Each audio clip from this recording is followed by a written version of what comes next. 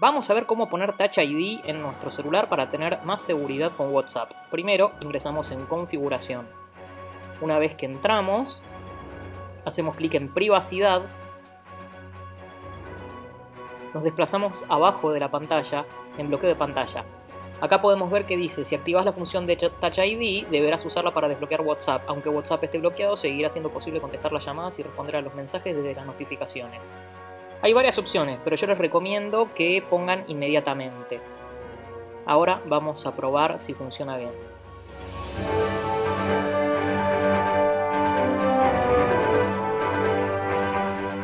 Ponemos la huella digital. Perfecto, podemos ver que funciona correctamente.